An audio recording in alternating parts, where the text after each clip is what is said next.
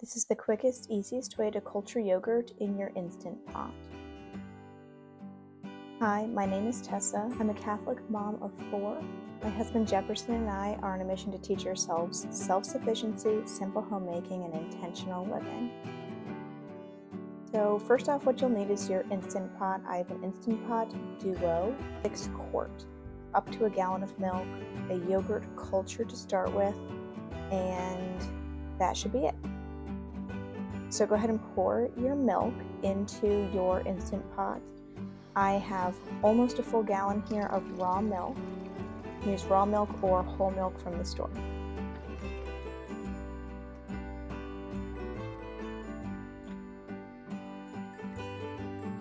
Go ahead and set your liner pot into the Instant Pot. And you're going to want to make sure that you have your sealing ring on the lid of your Instant Pot.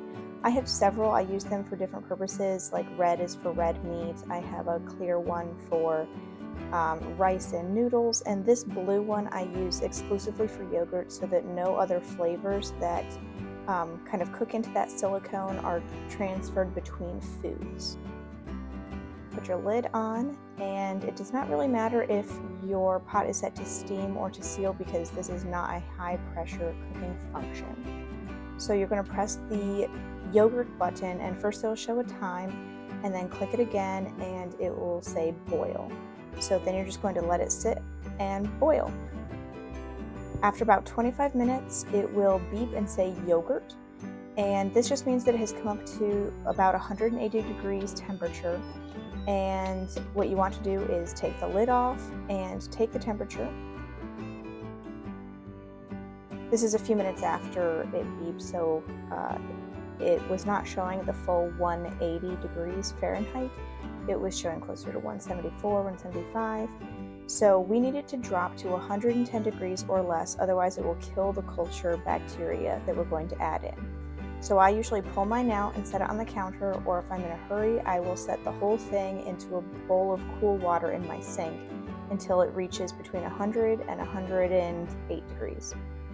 Once it reaches that, you're going to get your yogurt starter. This is one that I have ordered from Azure Standard in the past. I have made a previous batch of yogurt, so instead of using my second packet, I'm actually going to use I think I have a quarter cup here from my previous batch as my starter for this batch. So we're going to add a little bit of the milk that has cooled into that starter, whisk it in so it's really well incorporated and dissolved into that before pouring all of that into the rest of your milk in the Instant Pot. Then just make sure that that is well mixed and well incorporated in so that the culture is throughout all of your milk. There's not a really exact amount that you need. I will say that if you have a little bit more of the starter, it will be a little bit thicker, so I usually use more than this, but I didn't have much left. But go ahead and pop that into your Instant Pot. Again, you don't need it set on sealing. You can culture this anywhere from 8 hours to 24 hours. I like 24 hours because it makes a thicker resulting product, so I always do 24 hours. It will beep to let you know that it's done, and it will say yogurt on the screen.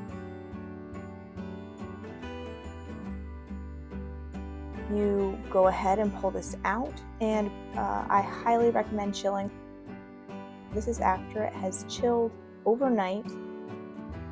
You can see how thick that top layer is, and the top layer is ever so slightly thicker than what the rest of it will be, but it should all be a nice, thick, creamy consistency. If you do want it thicker and closer to a full Greek yogurt, you could either have used more starter to begin with or a lower ratio, so less milk to starter ratio, or you can take this and strain it through a cheesecloth to whatever desired consistency and let the whey drain off. I used to do that, but I do not really do that anymore. But then it's ready to serve. My husband takes this every single day for his breakfast with some homemade granola, and my kids have started enjoying eating that at home as well. There are just so many good benefits to the probiotic cultures in this, the live cultures that are preserved from one batch to the next. So one of the best ways that you can eat dairy in your home and know that it is doing your gut good.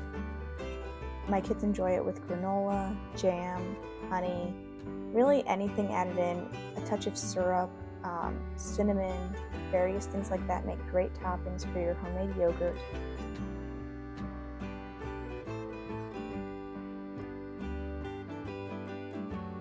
It keeps well in the refrigerator, so go ahead and put it into a mason jar and refrigerate, and it is delicious. Let me know what you think. If you're interested in learning more about cooking at home, be sure to subscribe and follow along. We're learning a lot over here, and I am showing you everything that we have been working on.